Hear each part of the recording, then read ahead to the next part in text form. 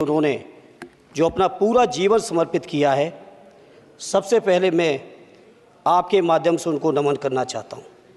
माननीय सभापति महोदय, सद्य नेताजी ने हम लोगों को अपने समाजवादी विरासत में इंसाफ और इंसानियत, न्याय और हक की लड़ाई करना सिखाया है और उस लड़ाई को हम लोग बखूबी अपने नेता आदरणीय अखिलेश यादव जी के नेतृत्व में शानदार तरीके से उस विरासत को न केवल लड़ रहे हैं, बल्कि नेताजी के हर सपने को पूरा करने तक हम लोग चुप बैठने वाले नहीं हैं। सभापति महोदय, बजट एक व्यापक विषय है और जब इस विषय के बारे में सोचते हैं तो समझ में नहीं आ रहा कि कहाँ से शुरू करें, क्योंकि देश में आज कोई वर्ग नहीं बचा है।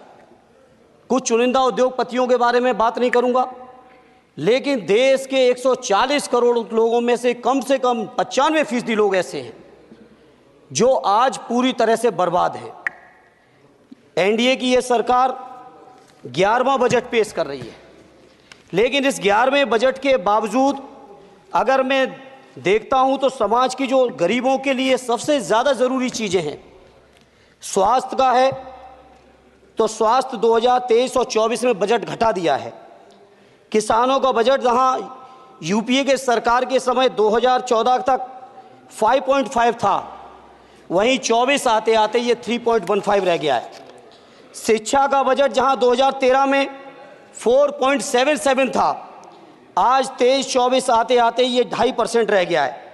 इसी तरह से जितनी भी ज़रूरी चीज़ें हैं, सभापति महोदय, मुझे कहने में कोई संकोच नहीं, ये जो बीजेपी की एनडीए की सरकार है, ये सरकार पूरी तरह से गरीब विरोधी, किसान विरोधी, नौजवान विरोधी, बुनकर विरोधी, छात्र विरोधी, दलित विरोधी, पिछड़ा विरोधी, मजदूर विरोधी, जितनी भी अगर उपाधियां दी जाएंगी सभापति महोदय वो कम हैं। और मैं कोई राजनीतिक भाषण नहीं दे रहा हूं, मैं उदाहरण सहित आपको जब नंबर आए तो बोल देना, और हमें पता है आपका नंबर भी नहीं आएगा आपकी पार्टी में, ये भी पता है हमें। सभापति महोदय, श्रद्धेय नेताजी ने हमेशा कहा है कि चुनाव में या जनता के बीच किया हुआ वादा अगर आप पूरा नहीं करते हैं तो वो भी एक सबसे बड़ा भ्रष्टाचार है, और उस भ्रष्टाचार में अगर किसी ने वर्ल्ड रिकॉर्ड बनाया है तो बीजेपी की और एनडीए की सरकार ने बनाया है। सभापति महोदय, 2014 के चुनाव के समय प्रधानमंत्री जी ने वादे किए कि 2 करोड़ रोजगार हर साल मिलेंगे। स्वामीनाथन जी, जिनको भारत रत्न दिया है, सरकार को मैं धन्यवाद देता हूं, लेकिन वो धन्यवाद अधूरा है जब तक उनकी सिफारिशों को नहीं मानते हो। 2007-8 से लगातार मांग चल रही है देश में कि स्वामीनाथन जी की जो सिफारिश है, किसानों को 1.5 गुना समर्थन मूल्य देने का, एमएसपी की गारंटी देने का, कानूनी हक और अधिकार देने का, उस गारंटी को आज तक नहीं माना, आज तक नहीं माना, आज तक नहीं माना। स्वामीनाथन जी को आज तक नहीं माना। अध्यक्ष जी, डिस्टर्ब ना करिए। सभापति महोदय, मेरा टाइम इसमें काउंट नहीं होगा। आप इधर, अरे यार, इसे जीता है तो ज्यादा ना बोलो, मालूम है कितने बड़े तीरंदाज हो। इधर सुनो, स्वामीनाथन जी की आपने नहीं मानी, एमएसपी आपने लागू नहीं की।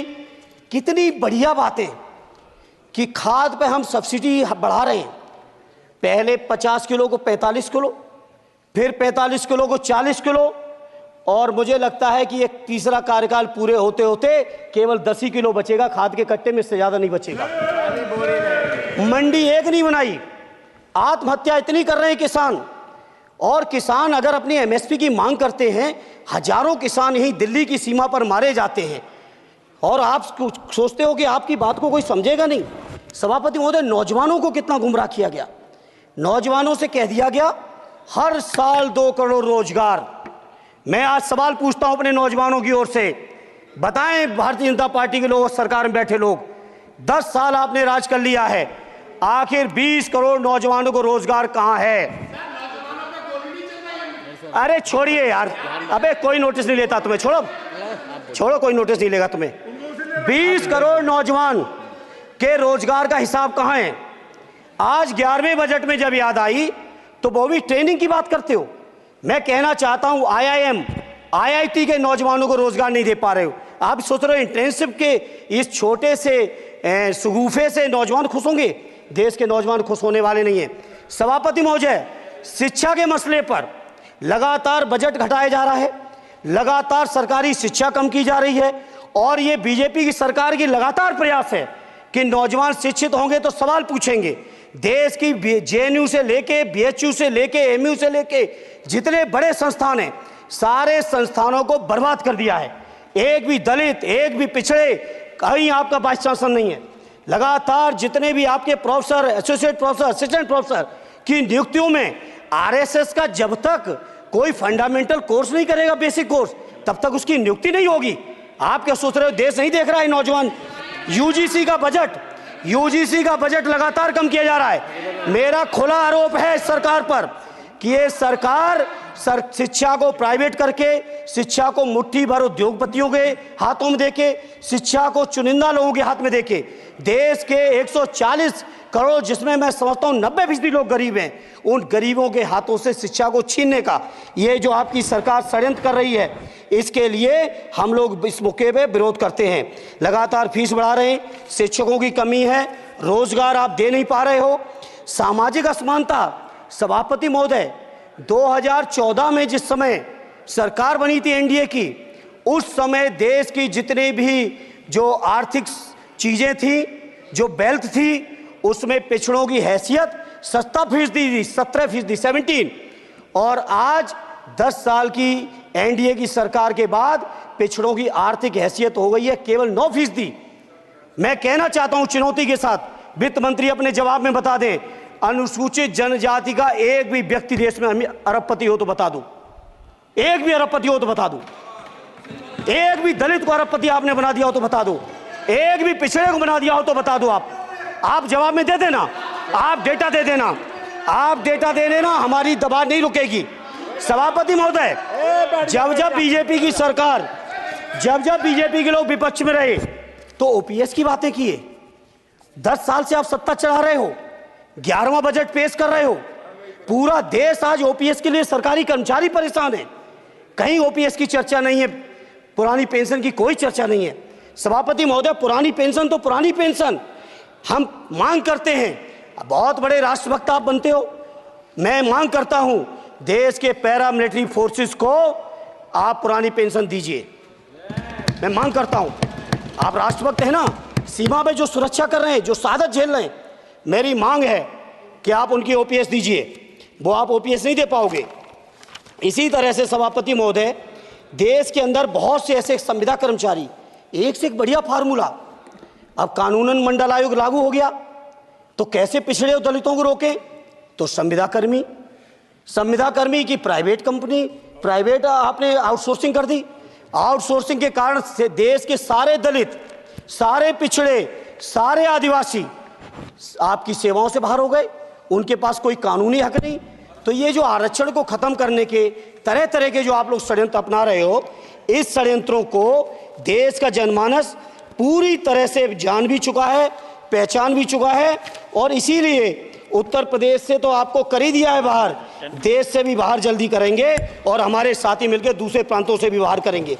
इसी तरह सभापति महोदय, हम मांग करते हैं, आप सोचिए उत्तर प्रदेश अकेले के अंदर, देश के हालात मुझे नहीं पता और बदतर होंगे, अकेले उत्तर प्रदेश में 1000 से ज़्यादा शिक्षा मित्र आत्महत्या कर चुके। सभापति महोदय, कोई सरकार के कान पे जूं नहीं लग रही है, किसान आत्महत्या कर रहे हैं, इन्हें कोई मतलब नहीं, अनुदेशकों को तनख्वाह नहीं मिल रही है समय से, कोई मतलब नहीं, आंगनबाड़ी महिलाएं परेशान हैं, इनको कोई मतलब नहीं। सभापति महोदय, आपकी आशा बहुएं, आपकी ये रसोईया महिलाएं, आपकी आंगनबाड़ी, पंचायत सहायक, रोजगार सेवक, मैं समझता हूं सभापति महोदय, यहाँ बैठे हर सदस्य के पास इनके क्षेत्रों का ये डेलीगेशन जरूर मिलता होगा और मांग करता होगा कि कम से कम हमारा मानदेय बढ़ाया जाए, हमें स्थायी किया जाए।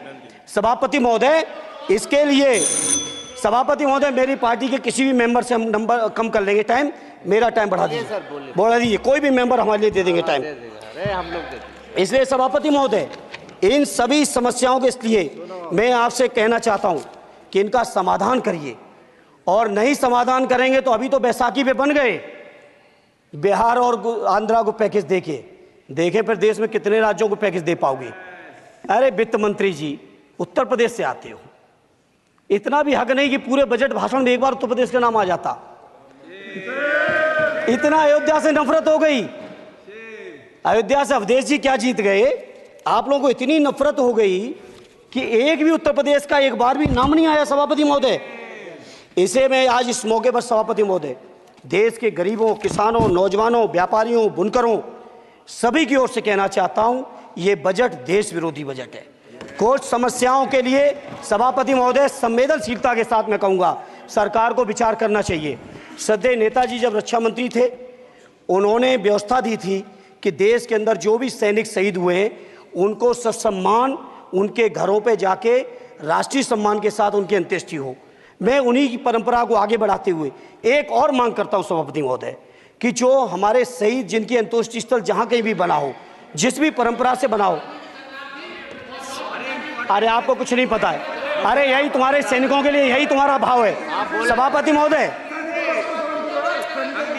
आप बोले सर। सभापति महोदय, मेरा अनुरोध है अग्निवीर की योजना खत्म की जाए। ये 4 साल के सैनिक से देश की उतनी मजबूत रक्षा नहीं हो सकती। नौजवानों को गुमराह करके केवल 4 साल, उन्हें दो ना 60 साल तक रिटायरमेंट, 4 साल बाद वो कहाँ नौकरी ढूंढेंगे। इसे मेरी मांग है अग्निवीर की योजना खत्म की जाए।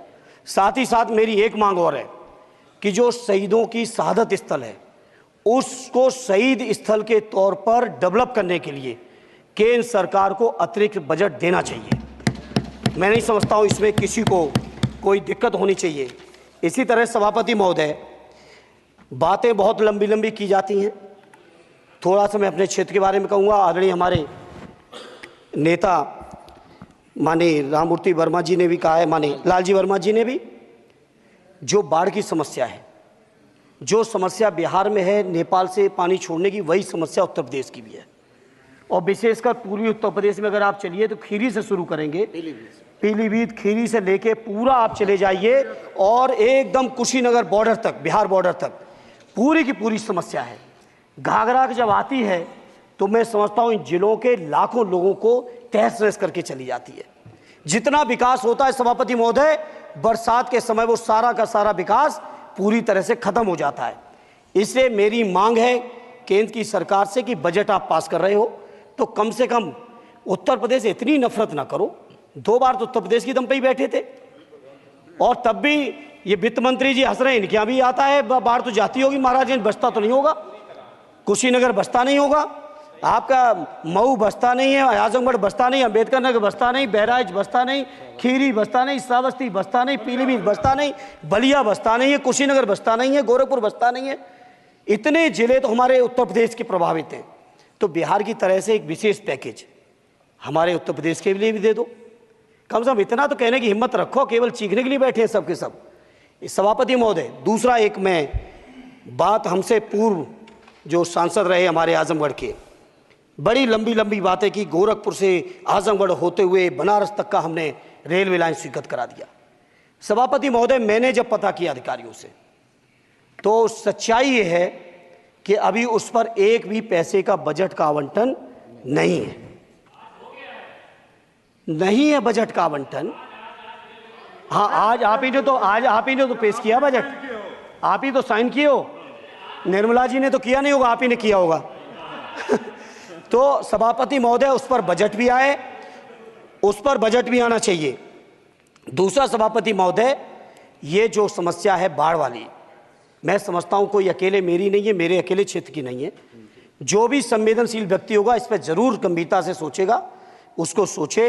इसी के साथ मैं अपनी पार्टी की ओर से इस जन विरोधी बजट का पुरजोर विरोध करता हूं। बहुत बहुत धन्यवाद। श्री सुखदेव भगत जी।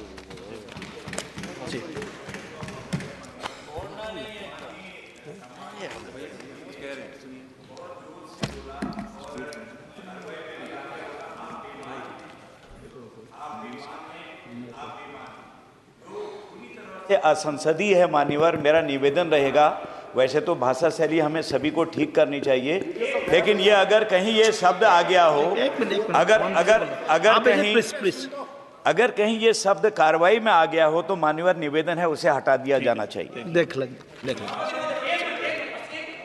हाँ, बैठिए।